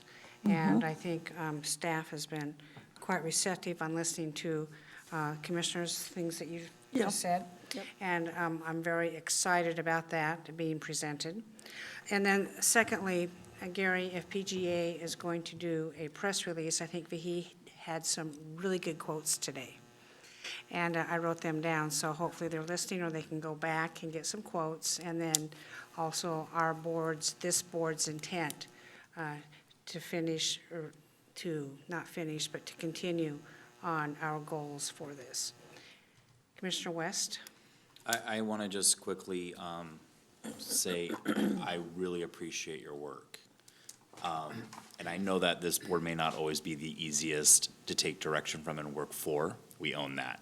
And we may not always be right. But your steadfast work, Fahid specifically, and the Department of H3S is very commendable. And you guys are standing in the gap for people that don't have a voice. And you're doing it well in difficult situations, and often with one hand tied behind your back. I appreciate your heart, and I appreciate the work you do, and I mean that very deeply and sincerely. Thank you so much for obviously, with a data-driven way, with provable outcomes, getting us further down the road to help this population. Thank you. Thank you, Commissioner West. Well, great report, thank you. Seeing no further comments, we'll see you later. Thank you. Yeah, Gary, what's next? Next, your board business meeting this Thursday, May 11th, 2023, an evening business meeting, 6 p.m. All you have is consent agenda items that you discussed today. If you have any questions on any item, please let me know, and myself or staff are happy to answer them for you. Next, Commissioner West would like to discuss rapid housing project ideas. Thank you. Over the last couple of weeks, I've been working on a couple ideas to help us with the housing crisis that we are all facing and constantly trying to solve. I'm going to, you guys got an email from me that talked about 4 specific issues. Today, I'm going to couch one of those just as we allow the legislative process to move forward. That's the one we've heard us talk about this dais quite a bit. That's the one that's relating to Senate Bill 1013. I'm going to couch that for now. One of the ideas that I have been working on it came from a bill that is now dead. That was Senate Bill 1020. It's not about ADUs, but I like to call it, it's a homeowner square footage reconfiguration, because we're going to start dealing with the interior housing, basements, daylight basements, additional bedrooms, share housing, et cetera, is the focus. So it's not an ADU focus. ADUs are accessory, meaning generally outside the home, a converted garage or something like that. But this being very specific in the ask here, it's about configuring that interior home square footage to make it more shareable, and for people to have borders in their home. It's very, very similar and works in tandem with what we heard from Tess with shared housing in Oregon here just about a week ago. I think we could, doing something innovative like this could help us house 50 to 100, maybe 50 to 75 people quickly one of the barriers to doing shared housing more effectively is just a little bit of money for the homeowner to reconfigure that square footage. And so for more bang for our buck, we can help the homeowner get a grant up to a specific dollar amount. I recommend up to $20,000, but it might be $500,000. Sometimes these requests to help somebody do this could be a senior on a fixed income that's maybe being a little bit priced outside of their, they own the home, they're being a little bit priced outside of their house because of ever-increasing property taxes and expenses, but maybe they just want to help a little bit, maybe adding a door here or a lock on a bedroom to help get the house ready. It could be, for example, if it's a daylight basement, removing the sliding glass wall and putting a human front door there and maybe a stackable washer and dryer in the basement, then it becomes shared housing. And so what this would do is it would just allow that owner-occupied only property. If we give them a grant to reconfigure their square footage, they make somewhere around a 5-year commitment. No, we don't reassess their home value if they make any improvement to it based on this grant, so there'd be no property tax implications for the homeowner. The housing will fall under shared landlord-tenant laws, which are vastly different than some of the more restrictive tenant landlord laws. So it's a lower barrier to renting than a standalone rental.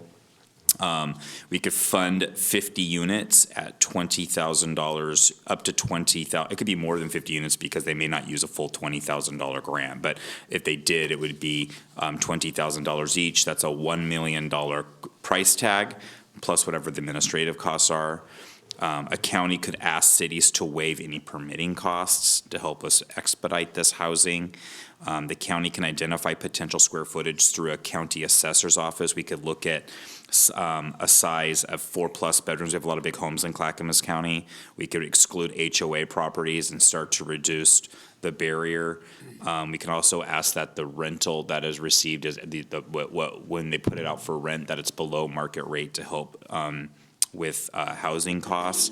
We could potentially work with organizations like Oregon Shared Housing to help match people that are on the economic bubble of potential homelessness, getting them matched, often seniors, single mothers, that population with a house that's ready for them. They have organizations like Nesting that help match people to different people that are willing to share their home and that space. So I think that the bottom goal is to help, for this idea, is to help house quickly 50 to 75 people under the shared housing model. This would be definitely high barrier. This isn't people that are struggling with addiction or severe mental health issues, but it could be people that need a little bit of support and they can't afford $1,800 a month, but maybe they can afford $800 a month. So we can help with that. I think it's a smart, innovative way where the dollar goes extra far. It's going to take years and years to build all the new housing stock we need, but we do have a lot of unused existing housing stock in the county. I really think this is a great idea. I'm hoping that this board will give approval for the staff to kind of look into this further and maybe partner with groups like Oregon Shared Housing. So that's one of my asks. And then the other ask is, another idea is what I would call community immersive housing. All these ideas are more community focused. I think they allow people to most likely have opportunities to stay in the communities in which they live. They're not being re-traumatized and shuffled around the county to different housing sites. But another idea I like to call is the community immersive housing.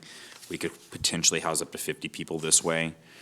This is where it's where a tenant of a property, of a home, a larger home, lives in the property with peer counseling license through the state. That person gets to live rent-free for a level of hours of commitment that can be, and they can be going to school or have other employment, but that person that would help manage the site, that lives on site, gets to maybe live there rent-free. But we have tenants within a larger home. Shared housing also. The other rooms are rented for apparently matching roommates, working towards employment, maybe they're leaving domestic violence, maybe they've gone through sobriety and need some type of more stable housing after going through sobriety and treatment, or maybe they're entering college or a training program, they need a little bit of supportive housing along the way. We would have programmatic services that are provided in each of these houses. We can connect services to establish upon intake, like their FAFSA for their school, different other places to help them have their funding. So it's a community immersive housing, puts people in communities where they want to be to establish themselves. It helps them get into good schools, lower the threshold for rent, workforce housing, recognizes that it roughly takes 2 years for somebody to kind of get fully back on their feet again often and fix their finances, DMV issues, and get the training that they need to move forward. But this would create some type of, we would find, I don't know, a home that has 7 or 8 bedrooms, and we would purchase that property and then create this type of like housing model there. The last model I'm probably not going to move forward with, but I was interested in us buying the Econo Lodge. We talked about this earlier today. I did look at this property with Commissioner Savas. There's a lot of good reasons if it was not completely distressed next to us. I have too many questions now after, I'm not going to bring this up. It was in that email I sent you guys, but I'm not going to bring up that issue. Based on that, it's unfortunate, but based on the quality of the property, the siding, the water damage, the inability to access significant portions of the property due to the adjacent property being maybe 6 inches from the wall of the Econo, you can't even paint it, you can't even service it, you can't even get to the drywall, the stucco or the siding that's peeling off of it, the dry rot you can visually see. So that alone, unless you wanted to, it would be a money pit in a way that isn't financially responsible, though we're using it now. I have other thoughts about the Econo Lodge, but it doesn't involve purchasing it, so I'm removing it from my idea list. The two that I have the strongest thoughts about are the one about redoing the square footage and shared housing interior and potentially looking at this community immersive housing model. So that would be on the email, option 1 and option 2 and option 3. I would hope this board would direct staff to start to look into like what these programs may look like to see if they're viable and see if something that we could do to get housing available in a rapid way to some of our more vulnerable but higher barrier population that may struggle with homelessness or just may need some type of security within their housing. Okay. Any questions? I know I threw a lot out really quick. I did send you guys an email on this a couple days ago. Commissioner Savas. Yeah, I appreciate the concepts there, listened with intently to all that, and I think having not a cursory view, something deeper than a cursory view of, you know, what that would look like. And we'll say pro forma per se, but, you know, the feasibility. Is it feasible to do? What are the legal constraints with it? What can go wrong? I do know that our housing authority staff have shared with us some of our single-family housing that we happen to own where people are being housed today and why we want to get out of that model. I'd like to explore that deeper because the maintenance is expensive, right? And we put a lot of money in those. But, you know, and then from offering the services, you know, what I learned here recently, here a few months ago was when you're offering wraparound services in a facility, whatever it may be, let's say a hotel, for example, or it is an apartment building or something like that, where are the economies of scale where it actually pencils, right? Where's the efficiencies? And what I learned was, was that, you know, from Central City Concern, their number was around 60. You could offer every ideal service needed for the population, right? You could do it efficiently, and there's, so to speak, a return on investment, if you will. And so when you get down into smaller models, which you're kind of suggesting some of the smaller models, I think that's a lot harder to factor in. So, you know, what particular cohort of the population can be served in that model, how efficient it can be, what are the liabilities and so forth. So I would support looking into that, something more than cursory but not super extensive, right? We need to kind of come back with some rough, quick ideas of, is it workable? You know, will it pencil?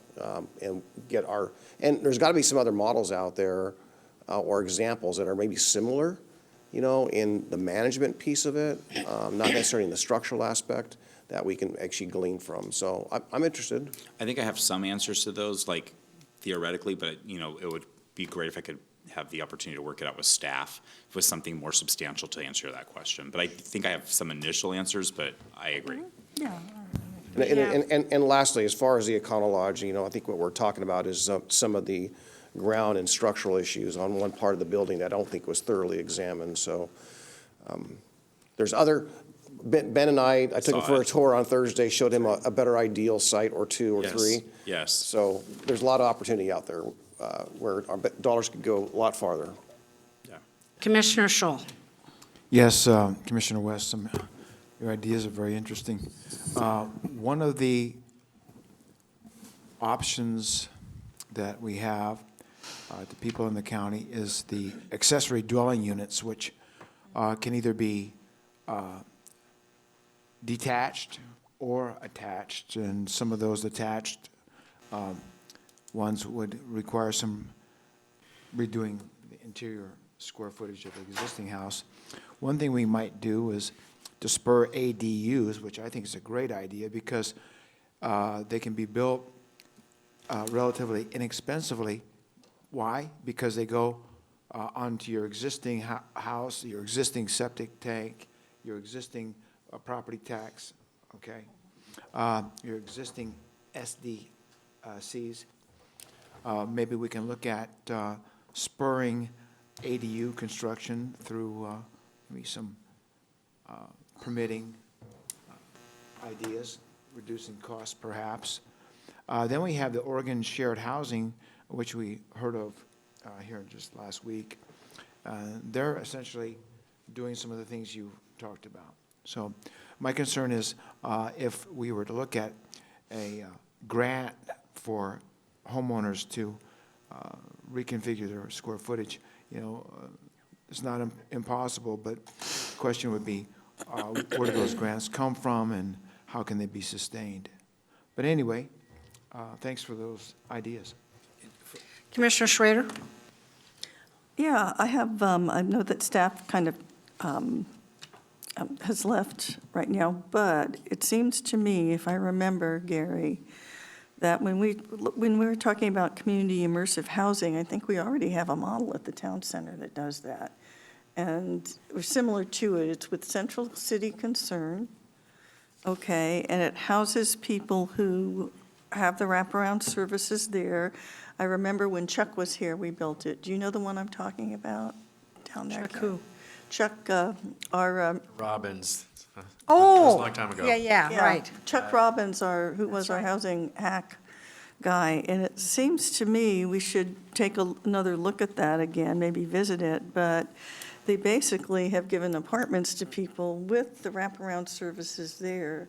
And it's right by the town center as well, and it's been really effective. So I think, at least from what you've said, that seems to be what you're talking about with that, having a peer. It's a little different. How is it nuanced? Yeah. So you would have somebody on site that's a certified peer counselor. They have reduced rent or they have no rent to be kind of like the house parent in a way. Right. All the essential maintenance is required by the tenants, like cleaning of the rooms, shared spaces, outdoor spaces. So there's some responsibility in the property, and the residential leader, that peer service counselor would work with that.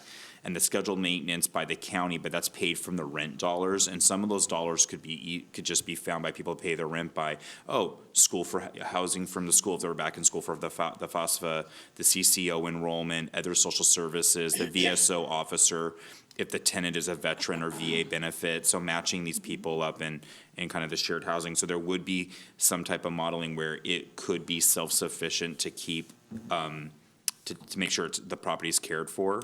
And it's immersive, but it puts people specifically in communities, right? They're in places they're living with other like-minded people in similar situations, and they're in communities where they can thrive and be a part of something. And they can establish themselves in communities, like if they have kids, the kids get to go to schools nearby. They were lowering that threshold again of rent to workforce housing. It recognizes that it takes, that we're trying to get people back on their feet again, and being self-sufficient. It could be transformational in the terms of stabilizing people into being able to lift themselves out of the need for future social programs. So it's a little bit different than I think, and how I'm visualizing it, than the current scattered housing sites or to scale, or to the scale of economy issue. I think there's a potential workaround there. So it's just a little bit innovative, a little bit different than what we've done in the past, but I think it's worth looking into. Gary, comments? I don't know the actual site we'll find the name of the site you're referring Yeah, to. I'll talk to, because I think we should visit that and see if it meets, because I think that was the intent, was there is someone there. I don't know if they're called peer-to-peer or if they're actually living on the site. I think they may be, so I'll find out. And these ideas in this email, actually I'm looking at it might have just gone to Tootie and Gary. But if you guys want to see the kind of 4 bullet points of how I'm initially broad thoughts on this, we can get that email forwarded to you guys, all of the commissioners today. That's okay. I just think that if we have something that at least meets some of those criteria already, then Be easy to transition. then that'll be our goal, that'll be our strategy. So, Gary, when are we supposed to do I know we're supposed to do that larger housing conversation, correct? Thank you for asking. So staff is going to come back to you on the Blue Ribbon Committee that Okay. you've asked to form and the community forums to discuss housing. Yeah. May I respectfully suggest, Commissioner West, is that something you consider doing first? Let's form the Blue Ribbon panel, and then they can have these ideas to evaluate with all the other ideas they may come up with, as well as the community forums you're about to hold, kind of bring these ideas to that group to evaluate. Would that be something you consider, Commissioners? Yeah, I'm open to that. I guess, however this commission believes it's best to maybe, and you guys can also say thanks for the ideas, but no thanks, we don't have the time or bandwidth. I mean, I'm asking for board support to move this to the next level in whatever capacity the county has to do that. Well, too, have you identified funding sources? And I said earlier that we're going to be presented with a spend-down plan. And staff has some good ideas. We can accept it or not, or modify it, or whatever, to allow for some of this. Frankly, the ideas that you've presented to me today, I don't understand them. I don't understand the nomenclature behind them. And you may, which is fine, but I think there's 2 things we need to consider is the Blue Ribbon Committee and what they think about not only the recovery model, but maybe some of these housing models.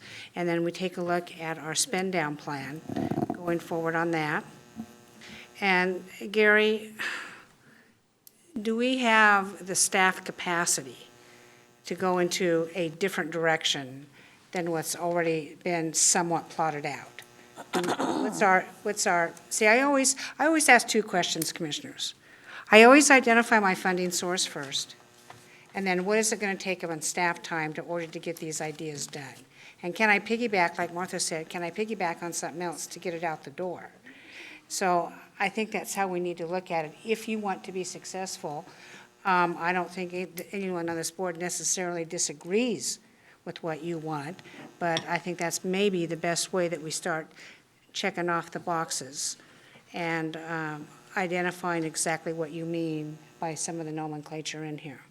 Now, it's one thing if we just send some grant money to the Home First group that came in a couple of weeks ago and talked to us, and just send some grant money out. I don't know if any of our grant money qualifies for this. I'm not opposed to that.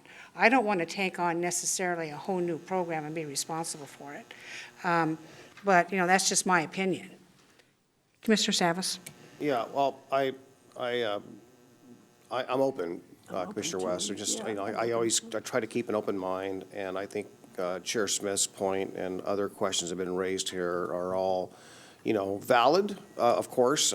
We also have to be always mindful, of course, goes without saying, but I'm going to say it anyhow. We got to be mindful with public dollars. Are they being used efficiently, legally. So to Chair Smith's point, what funding dollars can legitimately be used? What are the liabilities? So there could be at least a cursory look at a surface level with staff and say, okay, here's some more questions, and we can ease into this and maybe expand the discussion a little bit more when we do the Blue Ribbon Committee and so forth. But maybe there's some initial work we can just at least take a look at some of these concepts and see if there's traction or obstacles, and then how do we overcome that? So bit by bit by bit. But I'm willing to take the steps to just do that cursory look.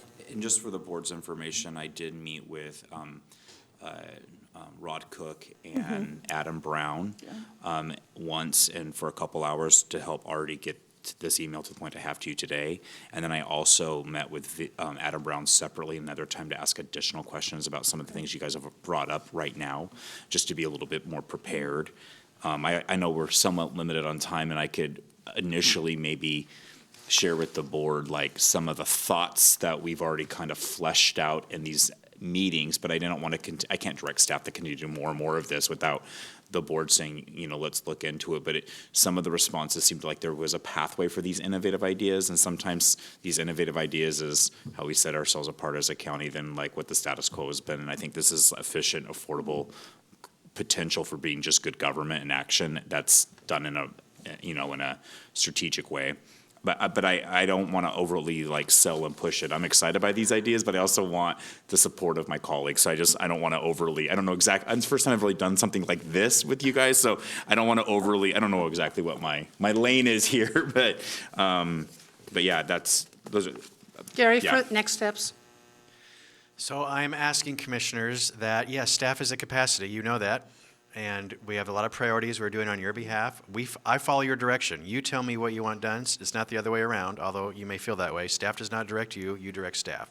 There's a lot you've asked staff to do. There's a lot on our plates, so I'm only asking you to focus and prioritize. So my suggestion again is, can we form the Blue Ribbon Panel, which you've also asked us to do, which will be a significant staff commitment, by the way, and the community outreach forums, and this will be an idea that will be presented to them, and that's where that will be fleshed out. That is my recommendation. Yeah, we need to identify a funding source. I'm not interested in having staff do all kinds of work, and we don't know how we're going to pay for it.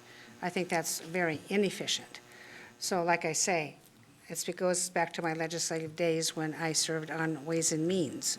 I served on Ways and Means so I could get the policy I wanted. I figured out the funding, and then we advanced the policy. And a wise mentor of me educated me that, Senator Jackie Winters, who has since gone to heaven, better area, and she mentored me and showed me how to do that. So I'm not saying that these ideas are not good. I think they need to be more detailed and fleshed out exactly what it involves. Land use, finding opportunities is a huge issue. We have staff scampering all around. Find this, find this, find this, and do it now, and do it now. I am concerned about that, and I'm going to present this question to the board. If we do this, it's going to take staff time. What do you want taken off the table that we've already directed staff to do? And that is a very real question, Commissioner West. So I don't know, initially, you said you have worked with Adam Brown and Rod, and maybe they can come back with just a real high-level overview of this. Things like, I made some notes, community immersive housing. I have no idea what that means. Absolutely no idea. Yet another term that has come out of someplace. And I'm concerned about that. I'm concerned about ADUs. Oh, it can be this, it can be this, it can be this. I don't know what it can be.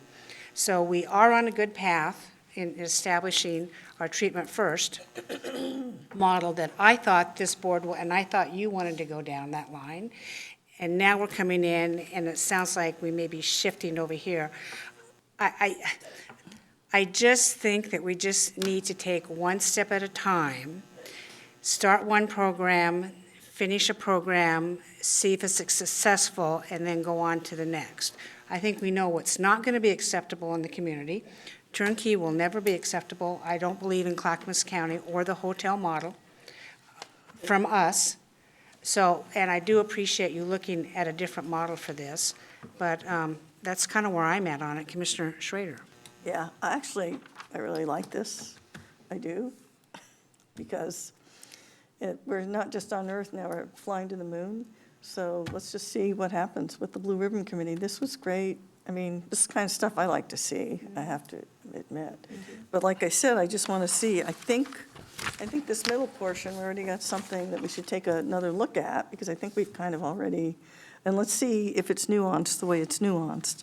And I do also think we have to work on the recovery model. I think that's an important focus that you've had as well, right? So, and that's where we would be looking for a site of some kind or some kind of a medical nexus. Okay, so. I had to get really brainstormy after we said no to the quality end. Yeah. And by the end of it, even what was presented to the public, it would have had to be higher barrier than that, even to Yeah, get I there, know. right? So how do we get high barrier population still housed in the communities in which they live on the dime that's effective? And so this was just replacing that housing we said no to and Yeah. still getting these people housed. And there is some success and things that inspired these thoughts as we look to do that. So it wasn't no to quality, and it was like, let's do different and still house people in an effective, quick, and efficient, rapid way. That was the beginning of this little brainstorm that came up with these kind of innovative ideas. I'm more than happy also to sit down with every one of you privately and to just hash it out with you guys and say, hey, this is what this means. This is the thoughts around it. Would slow down and have a private conversation about it. I think they're great and innovative ideas. One of my ideas actually, I'm just for a number of reasons, taking a pause on the Senate Bill 1013, which is your bill, Chair, was also included in my email why that's such an essential option. But yeah, you guys, I don't need to belabor this any further, but I hope that we can, when we have just good, innovative ideas that could even be replicated by other jurisdictions, we should look to be creative and innovative and do cool things. Oh, I'd like to get us in the NACO. Yeah. Yeah. Maybe NACO will like this idea. They will. Yeah. Thank you very much for this wonderful discussion from the commission. Gary, what's next? Last item today is Commissioner Communications. Commissioner of Communication, Mark Scholl. Okay, good morning. Yesterday, the AOC Board of Directors met, and I want to share two highlights with you. One, in a closed executive session, we talked about a collective bargaining agreement with ASME. I can't tell you any details on that because it's a closed session. The other thing was Yamhill County asked AOC to join them in an amicus brief. The background on it was there was a conviction in Yamhill County of a person who was distributing drugs. They were convicted. Yamhill County initiated a civil forfeiture under ORS 131A, and the Oregon Court of Appeals blocked them from doing so. So Yamhill said, well, this issue is going to affect every county's ability to do civil forfeiture. So anyway, yesterday there's a vote in the AOC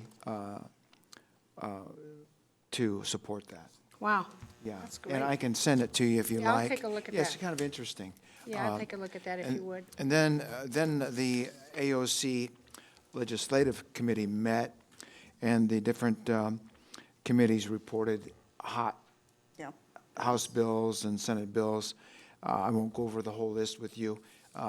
Nothing jumps out there as being particularly exciting, but if you need a copy of it, I can send it to you. And so that's, Good. yeah. That's what I have for you today. Thank you for the report from AOC. It's very important right now, and I'll take a look at both of those I'll if you send it send to them you. over. Yeah, sure will. Commissioner West, you're next. I talked a lot about my housing ideas and took up a bunch of time, so I'm going to save my comments for later this week. Thank you very much. Commissioner Savas. Yeah, I was in Salem on Friday and on yesterday as well. On the AOC side of things, I proposed a concept idea about forming a joint AOC, at the minimum, a joint AOC, LOC work group to study transportation funding and in a way that assures that our 50-30-20 split is alive and well. So things like road user fees or gas tax, obviously already has 50-30-20, vehicle registration fee, tolling, any kind of funding mechanism out there that ODOT is committed to, or the state's committed to honoring the local government's share of that rightfully. And I also shared my experience thus far with tolling, that we have not really had a response, a positive response from ODOT with that, or an openness or willingness to do that. It passed the legislative committee, or the transportation committee on Friday, and it was quietly included in the slate and approved yesterday at the legislative committee. I got some more bones to it, if you will. I provided that, so I'm looking forward to that. I did talk to some members of the executive committee on LOC, and so I think there's some interest in that, how we protect and preserve our 50-30-20 split going forward as changes evolve. Is it the same line of work that this HB 3614 committee was going to do? Because this is more statewide than it is local, so it's not the same work, but there might be some similarities or things we can glean from one another in that. So just let you know that that's out there, and it was not a high frills thing. I didn't have an opportunity to speak on it in the legislative committee yesterday due to some time constraints that I was advised of prior to the meeting. So with that, that's just more on the tolling topic. I've said a lot today. Thank you, Commissioner Schrader. Where am I? Okay, $2 million question. Yeah, Commissioner Savas and I spoke about his initiative there. I think it's a great one. I know that Gina Nichols is out, was in D.C. She's a member of our national HUD committee, so I know she was busy doing that. And I'll commit to talking to the legislative committee to make sure you get a full opportunity to present your idea the other day, again, in the next coming meeting, because I think it's a good one. I think that it'll help focus the Association of Morgan Counties on what needs to happen in the future with transportation in a way that will have allies on the same page. Did some fun things this week. I think the first thing that I really enjoyed was I spent time with Mayor Denise McGriff in Oregon City. It was the Lions Teddy Bear Parade. It was the first time they've had a teddy bear parade since COVID. It was great to see all the people out with all the kids. It was great to have an opportunity to speak with Mayor Denise about issues that are, germane to both Clackamas County and to Oregon City. And after that, I'm going to remind people it is now coming to the fore that it is farmers markets times. So after the Teddy Bear Parade, I went and did my visit to first the Oregon City Farmers Market. And on Sunday, of course, there was the farmers market opening in Milwaukee, which is also a big farmers market. And I know that Lake Oswego's will be opening this coming Saturday for Mother's Day. That'll be great. And Canby, I believe, Estacada also have farmers markets. So I'm encouraging people to support your local agricultural community. Not only can you get fresh, healthy food, it helps the local economy. We have the largest number of small farms in Clackamas County than any other county in the area, and this is a key thing that we can do to help support those folks who are the food shed, not only for Clackamas County, but for the entire Portland area. So, and also I did attend with Chair Smith, the Courthouse Arts Committee, where I did put a plug in for a pollination garden, but found the spot, think we can do it. Even found a sculpture that I'd be willing to fundraise for. So Are you going to donate that sculpture? I don't know. It depends on how much they want for it. Is your committee picked? Yes. Yes. Is it official? Yes. Okay, They'll announce that in a minute. Yes. Yeah. cool. Oh, yeah. It's done. Yeah. Okay. Is that it? Yep. Yes, I was on the meeting on the Courthouse Arts Committee. It's humming along. We have picked out the locations in the courthouse based on architectural renderings and design, and if we And that's very important that we decide where we're going to put where by this November. So as they go through a building, they need to reinforce some walls or ceilings or whatever to do that. And it's actually quite challenging. It's not as right brain and colorful as you might think. It's extremely technical in what we're deciding to do here and the different mediums involved. So we do have 2 citizen committee members who have been selected, and I think they're going to be notifying them soon. I suppose Nancy's going to do that. It's very good. Commissioners, I want to thank you all for your discussions today on a wide range of topics affecting our citizens. Seeing no further business before this commission, we are adjourned.